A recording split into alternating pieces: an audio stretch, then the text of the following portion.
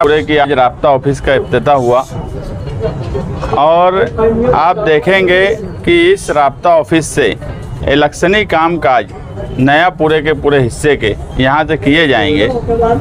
नयापुरा वो हिस्सा है जहाँ निहाल साहब रहे, जहाँ आज के मौजूदा एमएलए मुफ्ती मोहम्मद इस्माइल रहे। नयापुरे के लोगों ने मुफ्ती मोहम्मद इस्माइल मौजूदा एमएलए का बहुत साथ दिया, मगर आज आप जो लोगों को देख रहे हैं मेरे आसपास, ये ऐसे लोग हैं जो नयापुरे का इलेक्शन पलटना जानते हैं। जो मायूसी 20 साल से थी निहाली लोगों में, वो कहीं ना कहीं मायूसी ख़त्म हुई और एक नई उमंग और नई चार्जिंग के साथ, अगर मैं आम ज़बान में बोलूं तो ये सब पुराने लोग हैं मगर नौजवानों का भी जोश है, तो एक नई उमंग के साथ ये लोग आए हैं। और मैं आपको यकीन दिलाता हूं कि 23 नवंबर को जब नयापुरे की पेटी खुलेंगी तो शहर हैरान रह जाएगा। इस शहर में अगर नयापुरे के लोगों ने साथ दिया, नयापुरा हमेशा लीडर देने का काम किया, यही नयापुरे ने निहाल अहमद जैसा लीडर दिया और यही नयापुरे ने मौजूदा एमएलए जैसा लीडर दिया, जिसके बारे में आज भी निहाल साहब का इंतकाल हुए आज करीब 10 साल हो रहा है।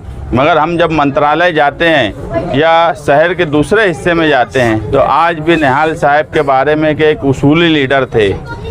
कभी चोरी का इल्ज़ाम नहीं लगा, कभी भ्रष्टाचारी का इल्ज़ाम नहीं लगा। ये निहाल अहमद थे जो आज भी महाराष्ट्र में जब जाओ बोला जाता है। और यही आज मौजूदा एमएलए जो नयापुरे के हैं, जब कहीं चले जाओ दूसरी पार्टी के लीडरान से मिलो तो एक ही बात बोली जाती है कि सिर्फ पैसा पैसा पैसा।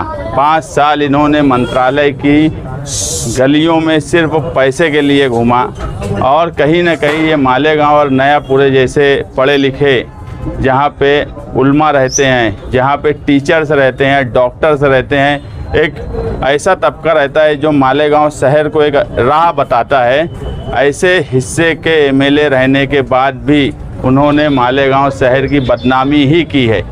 आप किसी भी दूसरे सियासी पार्टी के लीडर से आप पूछिए।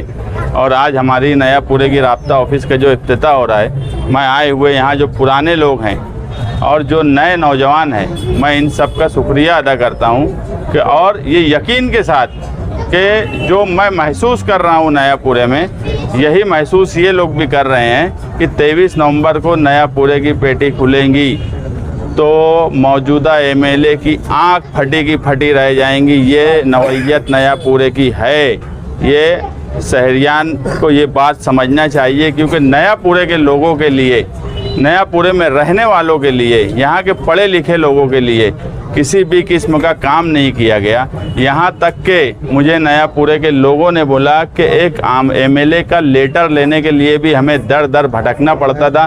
कभी कोई पनपट्टी पे भेजा जाता था, कभी कोई जगह भेजा जाता था। मैं हमेशा सियासी बात कर रहा हूँ। अगर मुफ्ती मोहम्मद इस्माइल एक सियासी पार्टी के एमएलए थे, एक सियासी लीडर थे, तो उन्होंने सियासी तौर पे क्या काम किया नयापुरे के लिए वो बताए।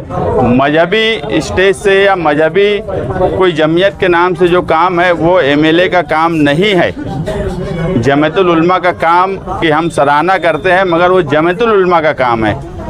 पॉलिटिशियन होने के नाते इन्होंने नयापुरे के लिए एक लेटर तक नहीं दिया। गरीब लोग जब आते हैं, मैं कई लोगों को कांदे का यानी वो जो क्या नाम है उनका लेटर, दूसरे एमएलए का लेटर हमारे पास आते देता था कि उनका काम हो जाए। ऐसे हालात नयापुरे के आम लोगों के रहे कि नहीं रहे?